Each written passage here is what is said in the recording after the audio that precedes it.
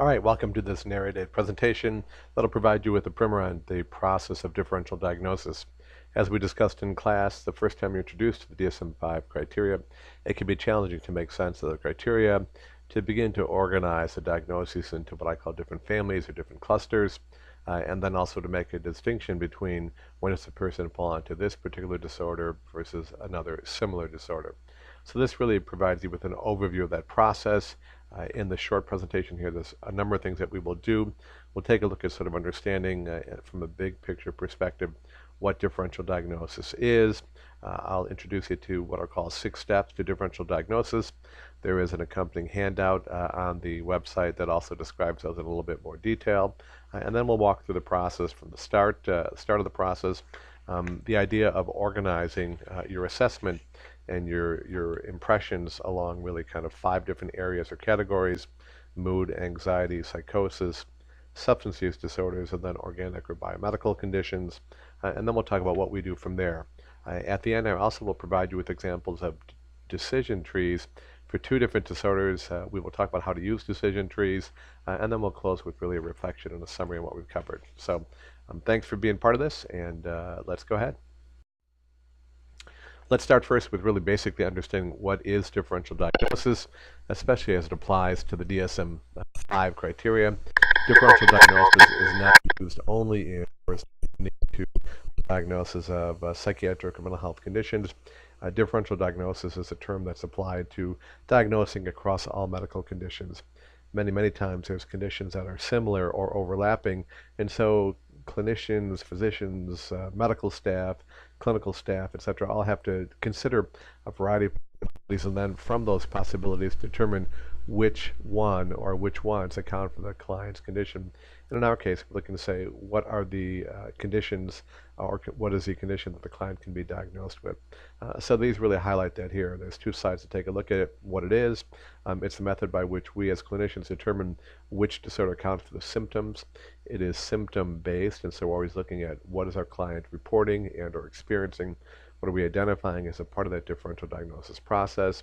As bullet point number 2 highlights here, in order to really do a thorough job of diagnosing a client, of evaluating and assessing a client, we have to have access to all relevant potential information from the client, potential causes of symptoms, and based upon that, we're looking to eliminate alternative causes as we weed through or weed out things that are no longer relevant. What do we do? Well, we do this from a clinical interview. We use, when possible, standardized assessment tools, and we do a thorough case review. We try to gather additional confidential corroborative information from other people in clients' life, because many times our clients will not necessarily share what I call a complete and accurate history with us of their condition, of the history, things like that. It's ultimately the determination of which of 2 or more disorders with similar symptoms is the one that the client is experiencing or suffering from. And so we compare and contrast, which really is part of what you have to recognize, is that in order to do this, we consider a variety of possibilities. We really need to lay out the symptoms almost side by side, and as we walk through that, we will either confirm or eliminate diagnoses as potential causes or potential accurate diagnoses of their condition. We look at what's being considered and how it's distinguished from other symptoms and behaviors that do not meet the diagnostic threshold. Similarly, we look at the disorders that are being considered and how they are different or distinguished from other disorders, generally in the same class. And so this is when we talk about schizoaffective, schizotypical, schizophrenia. We're looking at how the disorders differ from each other within that same family or that same class.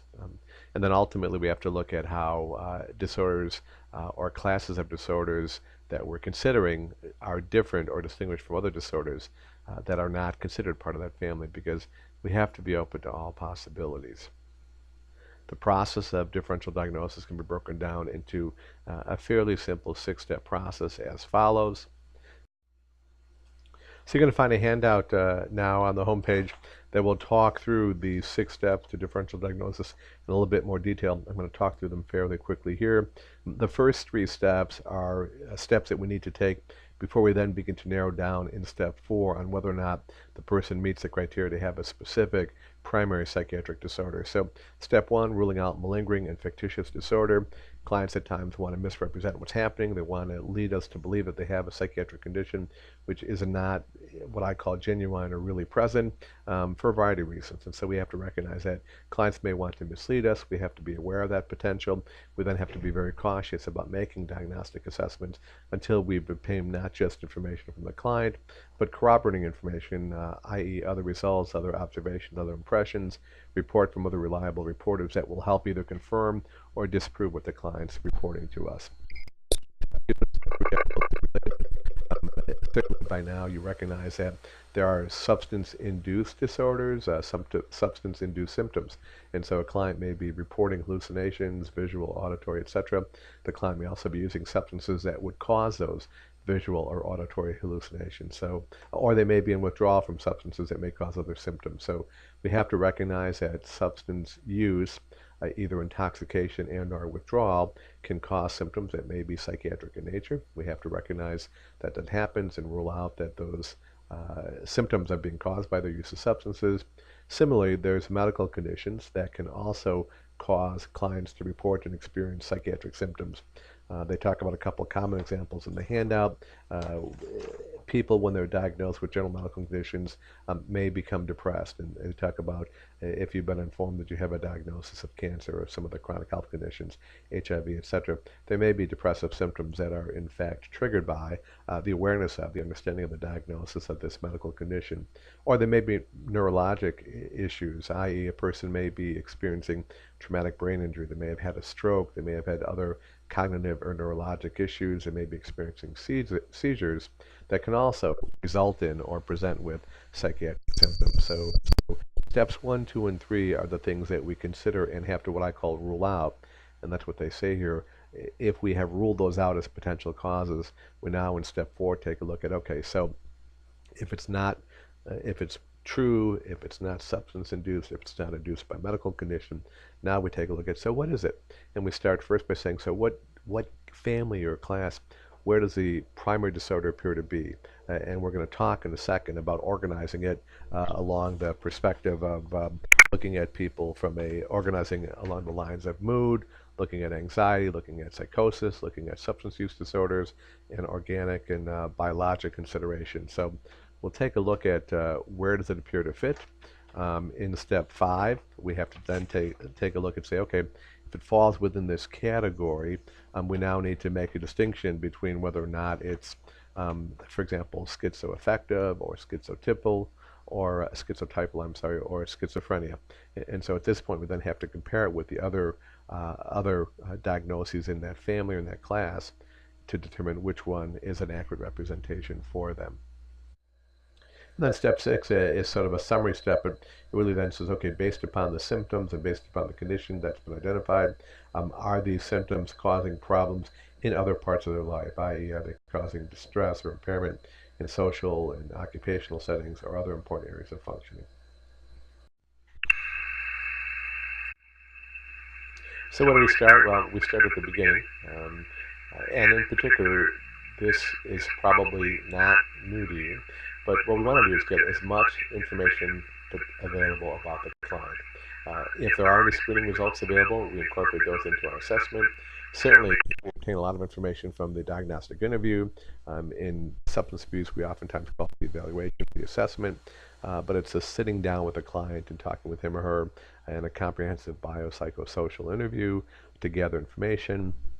As discussed earlier, to verify and to support, we always want to try to obtain as much what they call corroborating information as possible from family, from friends, from significant others, from individuals who know the person, who also are reliable. And so that isn't always easy to do, but we will always have a much more valid assessment, and we can get additional information from other significant people in their life. When possible, we like to include the results of lab tests, of any physical exams that were conducted, of any psychiatric or psychological testing or assessments that were conducted as well, as part of this comprehensive understanding of the client. When they have a past history of treatment, either medical treatment, psychological, substance abuse treatment, or social involvement, i.e. school records, probation, things like that, all that information is relevant to a thorough, comprehensive evaluation of the client. Certainly what you see, your experience with the client, and what other members of your staff, of your clinical team, observe, report is also significant and important part of the assessment process.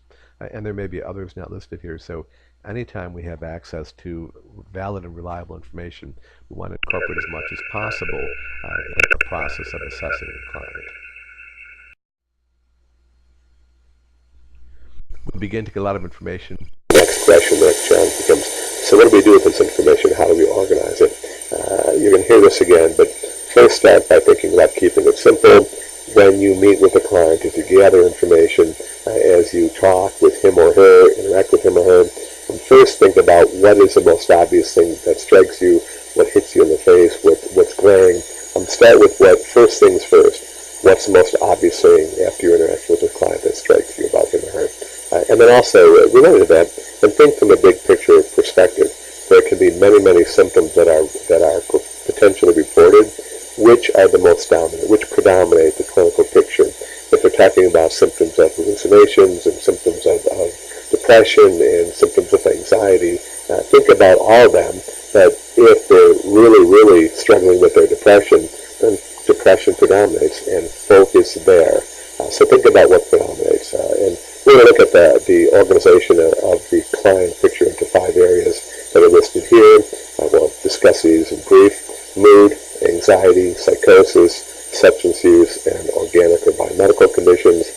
Recognize that the first 3 are the ones that are the psychiatric diagnoses. They're also the most common psychiatric diagnoses that we're going to see when we're working with clients with co-occurring disorders. The last 2, substance use, we will see if clients are with us for substance use disorder treatment, but the consideration of organic, biomedical, neurologic conditions, developmental conditions, again, is something that we have to take into account as we assess and organize the findings. So let's take a look at all 5 of those now. Think first about the mood disorders. Mood and anxiety are the 2 most dominant families of disorders that we're going to see. When we talk about mood in particular, so we're now looking for, listening for, and assessing for disorders that are going to involve symptoms of depression, experiences of depression, and also of mania and hypomania. And so you have to first understand how depression is identified, how mania is identified and diagnosed, how hypomania differs from mania. So familiarize yourself with those distinctions. But in particular, when we think about a client's mood and assessing his or her mood, the symptoms we're looking for have to do with questions relative to mood, which is obvious, but also looking for changes or problems in terms of sleep patterns, sleep disturbance, changes in appetite one way or another, changes in self-reported energy level. Certainly, as part of a depression, we're always listening for and probing for evidence or symptoms of suicidal thinking, suicidal ideation, suicidal attempts, etc. And again, think about both mania, the elevation, and then hypomania, elevation that doesn't necessarily meet the threshold for diagnostic criteria. Obviously, when we're thinking about clients with mood disorders, we're thinking about depressive disorders. We're also considering bipolar, bipolar 1, bipolar 2, etc. So the mood disorders, we're clustering our organizational client along these symptoms and along these lines. The second broad set to consider as we work with clients with co-occurring disorders is the presence of the anxiety family of disorders. These are disorders that include things like generalized anxiety disorder, post-traumatic stress disorder, obsessive compulsive disorder, panic attacks, etc. So in comparison with the depressive disorders or the mood disorders that we talked about previously, these have the anxiety disorders. So what are we looking for? Well, we're listening for and looking for reports or evidence of generalized anxiety. People who report experiencing on a regular basis being nervous, being edgy, chronic worriers, etc. We're listening for people who have experienced or report symptoms of panic attacks.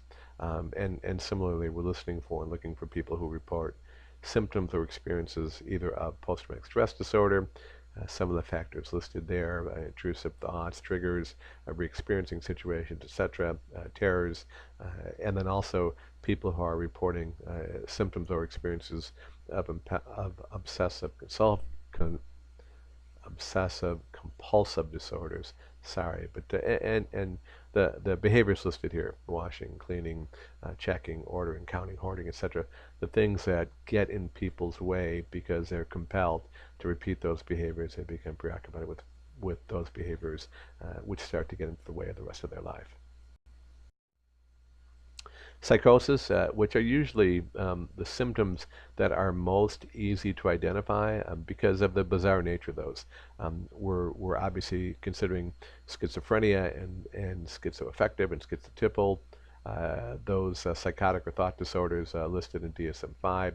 They could be primary, they could be secondary, as could depression, depressive disorders, mood disorders, and anxiety. But we have to recognize that sometimes people will have more than one psychiatric condition, but they stand out because the symptoms are typically fairly obvious. We're looking for symptoms, evidence of delusions, of hallucinations, which have been, I think, well explained in the book, listening for and looking for evidence of thought or behavioral disorganization, vagueness of speech, bizarre mannerisms, bizarre behavior, and certainly when you interact with a client, the indication that he or she is responding to things that are occurring only with them, i.e. internal stimuli, versus things that are occurring in the external or in, quote, the real world.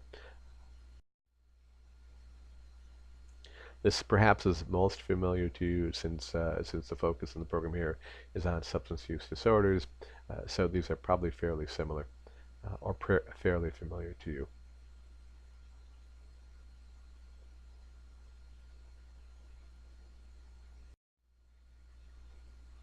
What we don't do, meaning we're not medical professionals, i.e., so we're not going to be conducting physical exams, etc. But we are going to be gathering information and obtaining information of the client's overall physical health. We always have to be open to the possibility that there may be medical or biomedical conditions that are in fact causing or contributing to the symptoms that they're reporting to us. And it's a pretty broad path. We're looking for any evidence of either physical or medical problems, including neurologic brain conditions that might account for or contribute to the symptoms, the psychiatric symptoms that they're reporting. And there's a partial list here. We're looking both for recent, current, or past medical history that correlates with any of the symptoms listed there. That includes traumatic brain injury and head trauma. Our clients are at risk for head trauma, for TBI, oftentimes falls, fights, things like that. That may be evidenced, they may report seizures, and those seizures may be induced by withdrawal. They may be independent, so head trauma, traumatic brain injury, seizures, overall medical conditions, certainly thyroid problems, especially people who have low thyroid or increased thyroid output, people who report chronic pain, followed by potential medication use to treat their chronic pain, other neurologic disorders with the few listed there, strokes in particular, clients who have a history of strokes may oftentimes report and experience not only changes in cognition, etc., but they oftentimes experience depression, and so we have to be cognizant of that. And also cardiac complications, people with cardiac conditions, cardiac surgery, things like that, oftentimes also will experience and report histories of depression. And lastly, and as referred to earlier, people who have are dealing with or been recently diagnosed with a chronic condition, HIV, diabetes, cancer, etc., may also report experiencing symptoms of psychiatric illness, depression, etc., in response to those diagnoses. So you've gathered, or we've gathered information from our client in those kind of 5 broad areas: mood, anxiety, psychosis, substance use, and organic. So you've considered all the possibilities. What do you do now? Well, you gather the information. We go back to the 6 steps of differential diagnosis that were referred to earlier, and you go with, first, your clinical judgment. What are you most concerned about? Which of the symptoms that they report predominate or are most glaring, most obvious?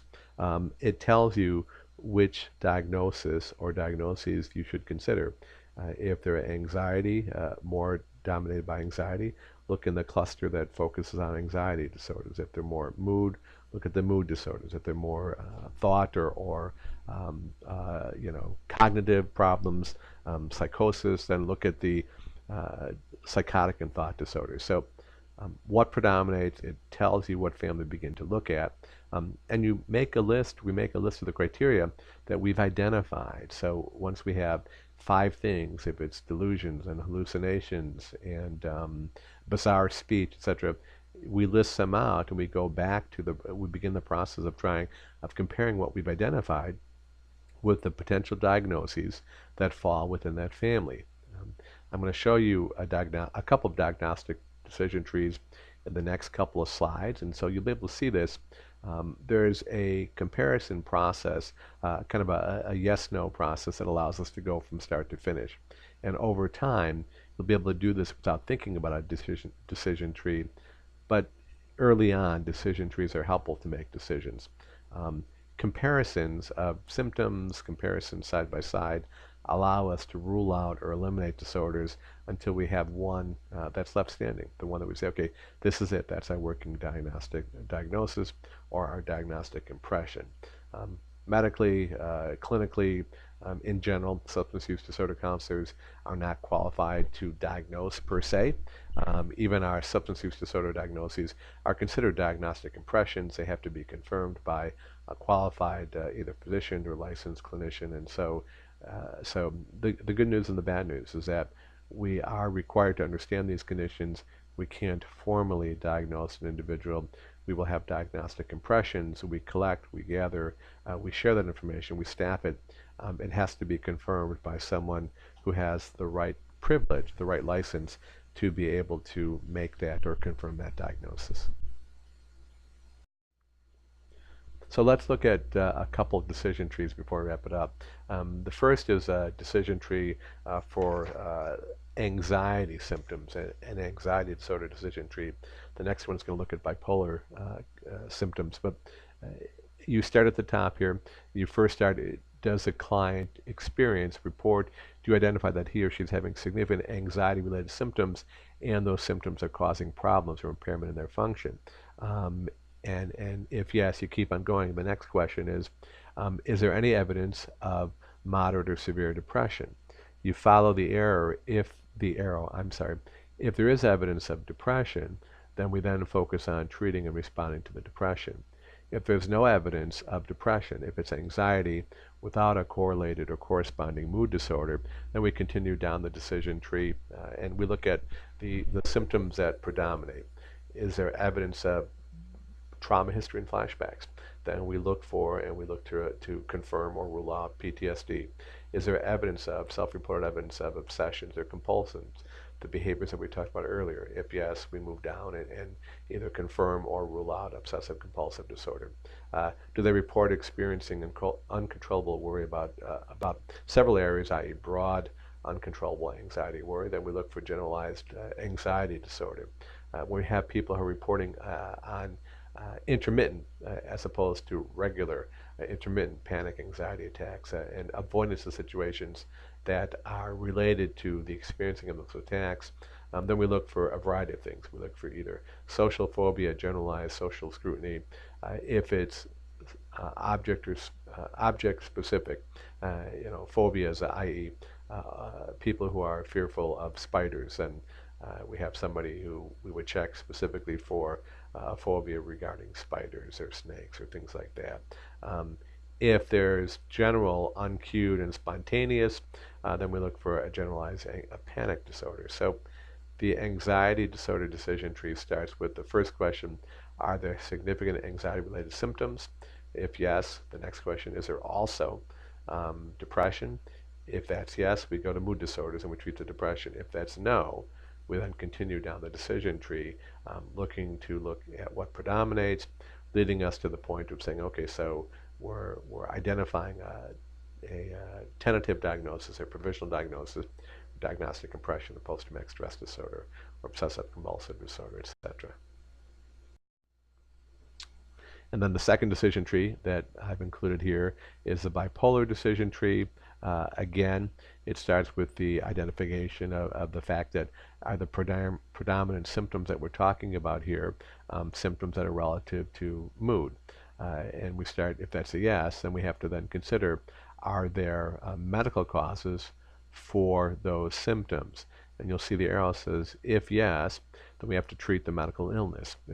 And so we may have to concurrently treat medical illness and depression, but if we know there's a known medical cause, then we would not just treat the symptoms of depression, we would also treat the condition that is causing the depression.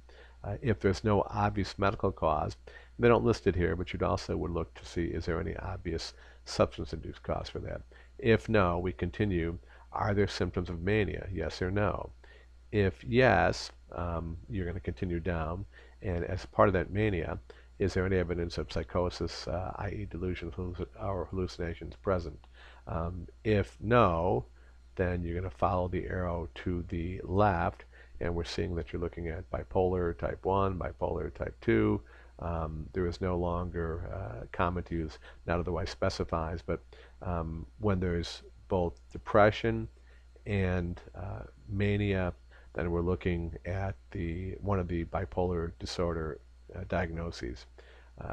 Under the absence of mania symptoms, if the answer is no, then what you'll see is the arrow leads you to looking for a confirmation of the other depressive disorders only, i.e. we're no longer looking at bipolar, we're now looking at major depressive episodes, etc. So another example of the process by which we walk down from start to finish through a series of questions with yeses or nos that lead us to a working diagnosis, which is ultimately going to be confirmed by a qualified licensed professional. So that concludes this brief summary. Again, there's a handout on the 6 steps in the differential diagnosis process that accompanies this. Congrats, though. I would guess or predict you may still be wrestling with this. The good news about that is that, to me, it suggests that you're learning. Recognize that developing your skills will improve over time. It improves with experience and with exposure. And so first time through it's harder, second time through a little bit easier, third time through a little bit easier. And so over time you will get better. The other thing is we at times tend to overthink it, and I encourage you and all clinicians to keep it simple. The most common disorders that we encounter are typically going to be mood and anxiety. We don't encounter a lot of psychotic or thought disorders, although they're easy to diagnose. And so keep it simple. You can and will see other disorders, but learn to listen to your clients. When they talk with you, when they report what they're experiencing, when you see what they're experiencing, it's going to suggest to you that we're looking more at mood, or we're looking more at anxiety, or we're looking more at psychosis, and it puts you in the right cluster or family to begin to do a more detailed and thorough gathering information to differentiate between one diagnosis and another. And then lastly, recognize that diagnoses can and do and will evolve over time. We know more about our client after we've had the chance to work with them for 2 weeks than we do on the second day, and we know more about them after 2 months and 2 weeks.